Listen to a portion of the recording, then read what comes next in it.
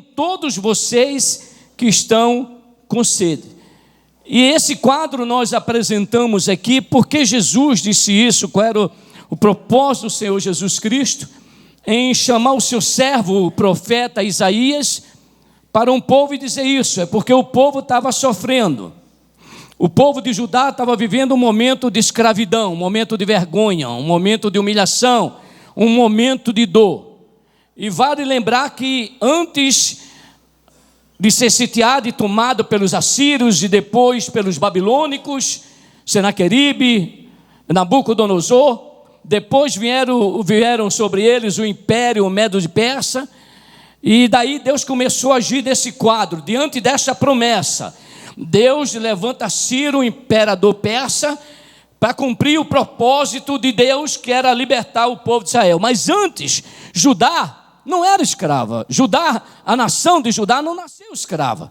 A nação de Judá era uma nação próspera, era uma nação poderosa, era uma das nações mais fortes da época. Tinha Israel e tinha Judá, mas Judá era poderosa. Mas o que aconteceu com Judá para se tornar escravo da Síria, escravo da Babilônia, e por que não dizer também no começo dos medos e dos persas?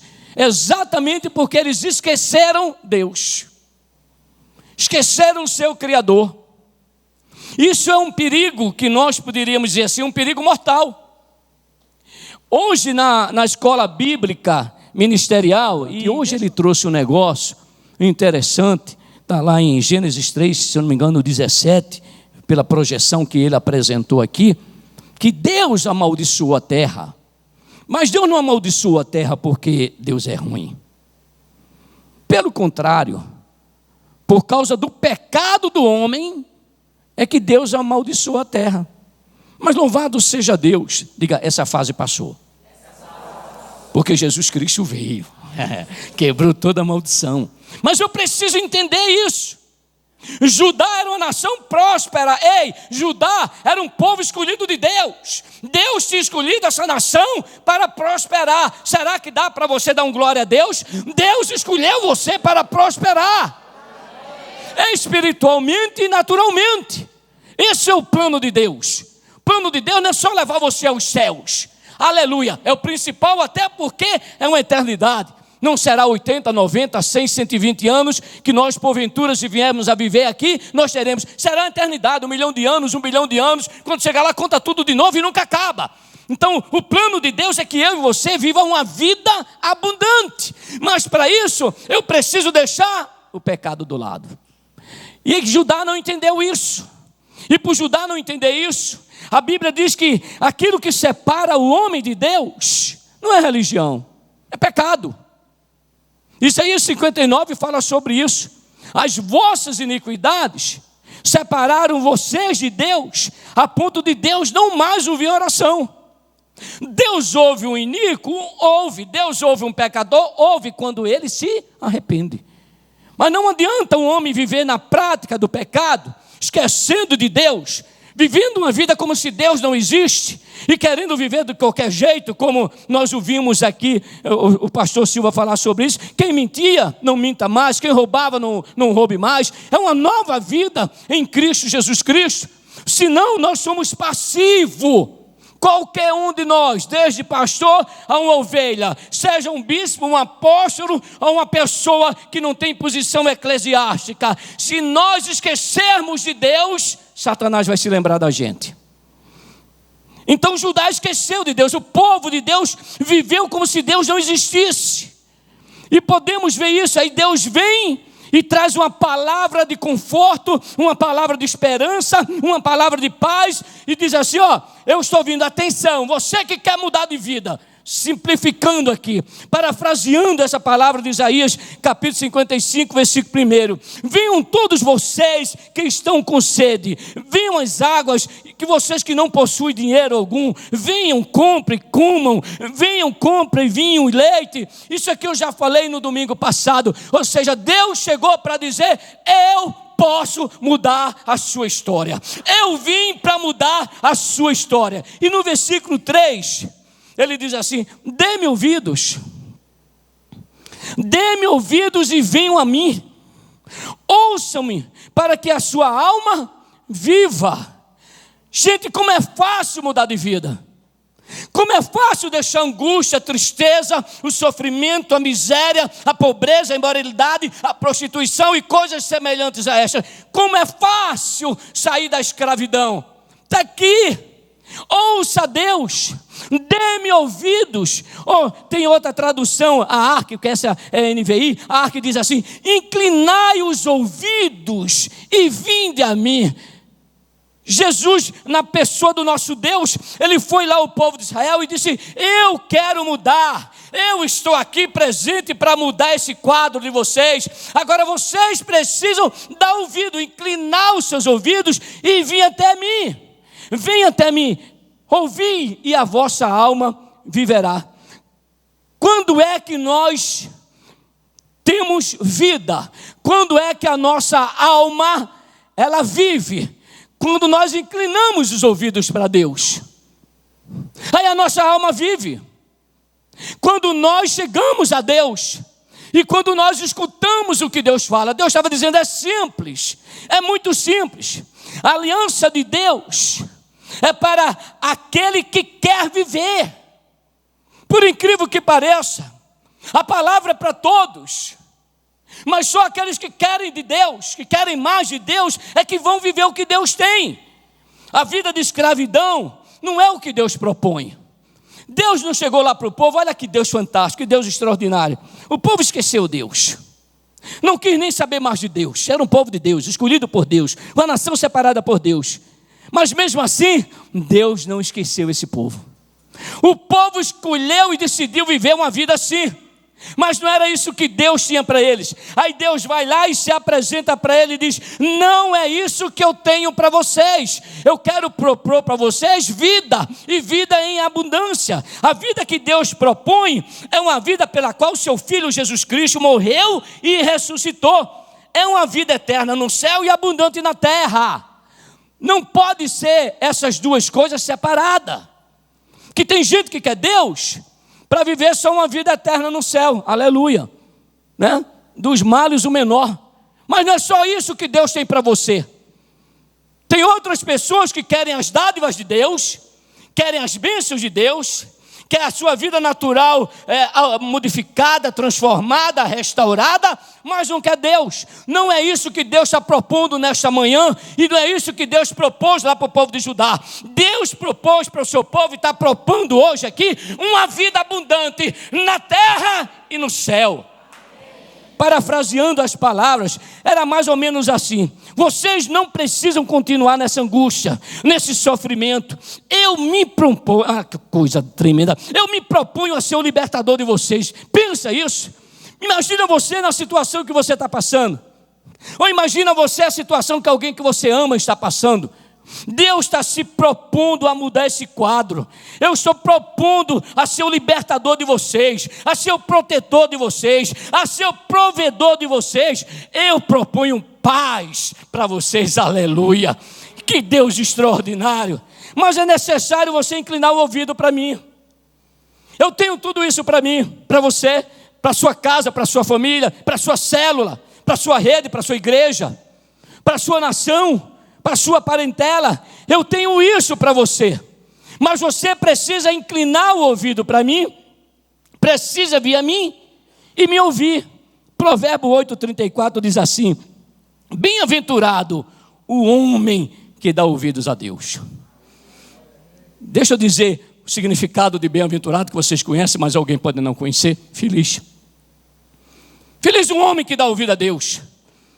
Feliz o homem que senta para ouvir Deus falar. Feliz o homem que tem o seu momento a sós com Deus. Vamos dizer assim, a parte mais fácil ficou para o povo de Judá.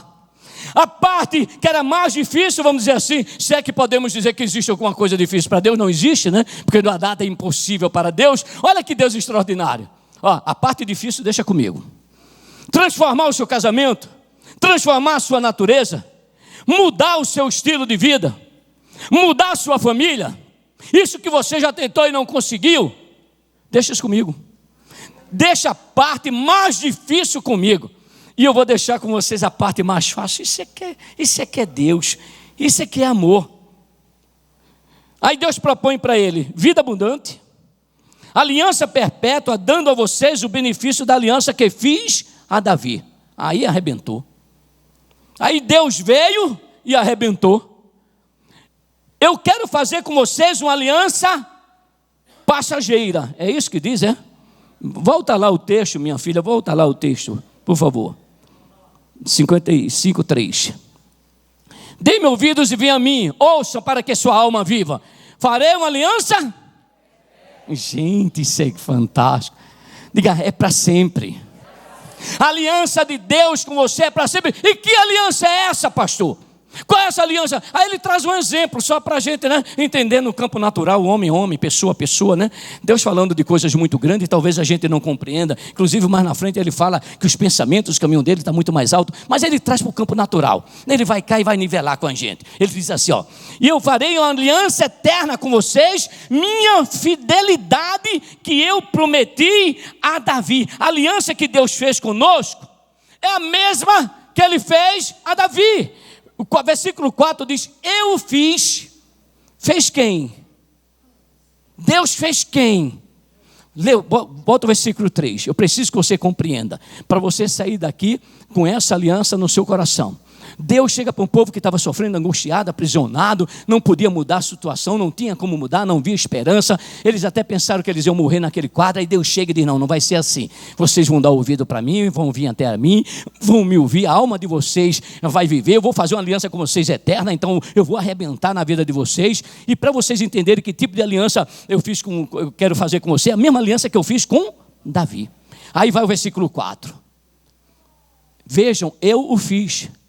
Deus fez Davi. Foi Deus que fez Davi uma testemunha aos povos, um líder e governante dos povos. Aí Deus está dizendo, vamos trazer agora para o nosso campo, né? Vamos trazer agora para a nossa realidade aqui, para o nosso tempo. Deus está fazendo aliança com quem?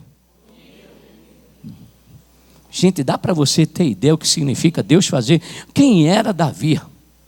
Deus disse assim, eu te tirei lá atrás das ovelhas da manadazinha lá do teu pai. Eu te tirei você de lá.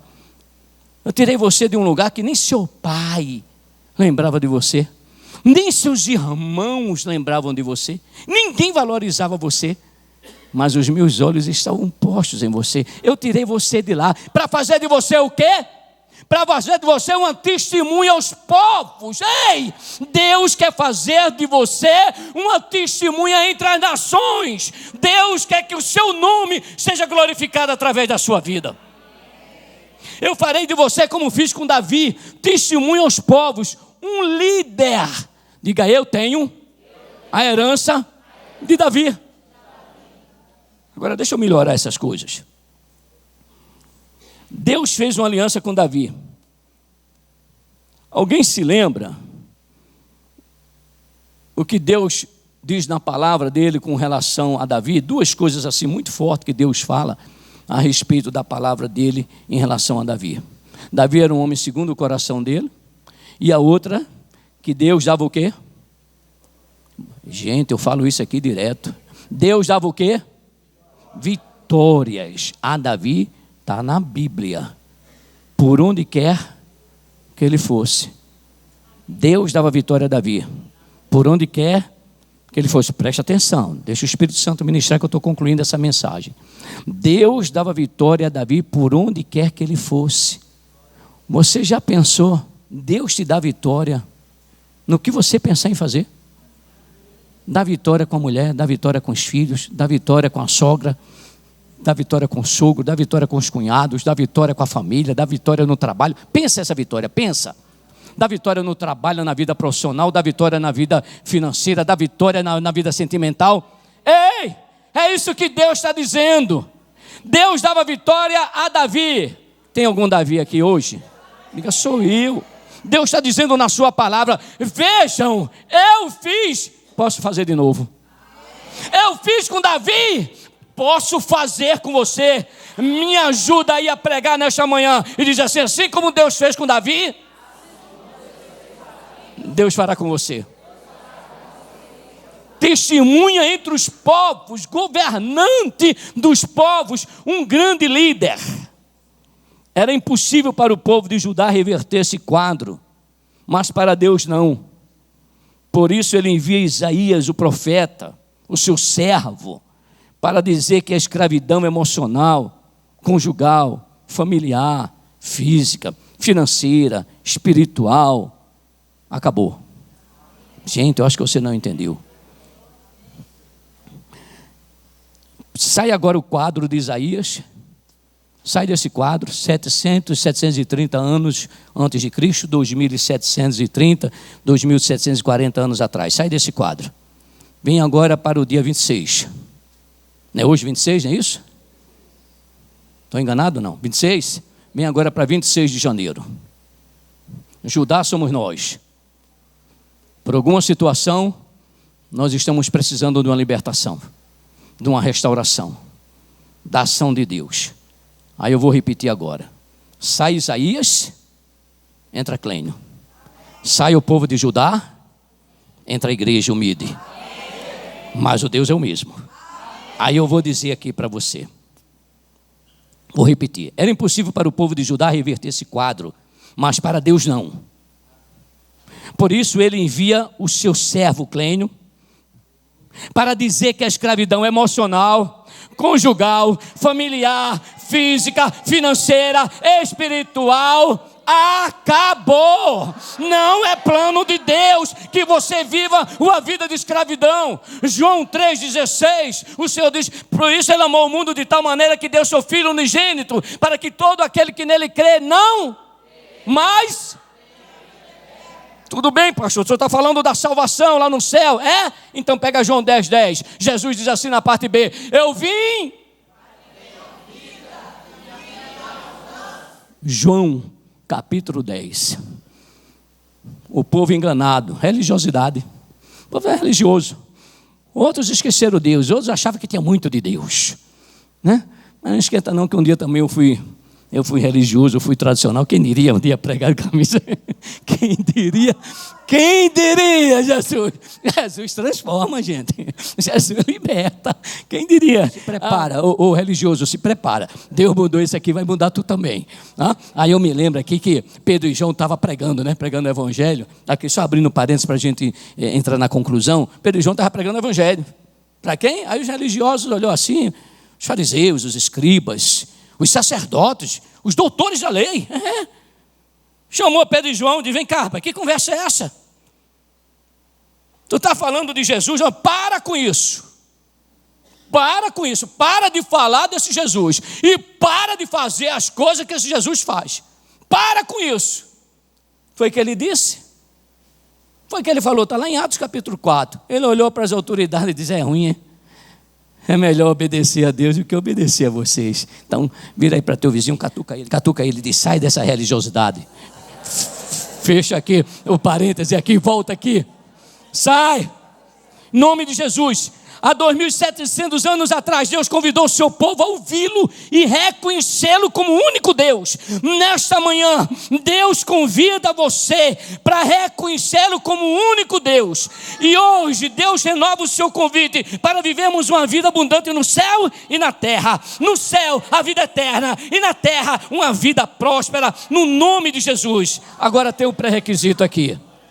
Coloca aí Mateus 11:28, minha querida.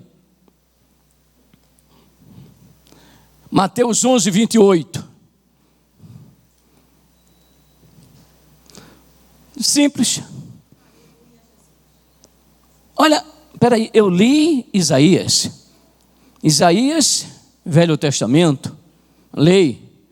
Agora nós estamos lendo Novo Testamento, graça. Mas catuca mesmo o teu vizinho e diz assim com muita alegria: ei, sabe o que significa isso? Diz para ele: a promessa continua de pé. Aleluia. A promessa continua de pé. A mesma promessa de Deus na lei está hoje viva na graça para alcançar a sua vida e alcançar a sua família.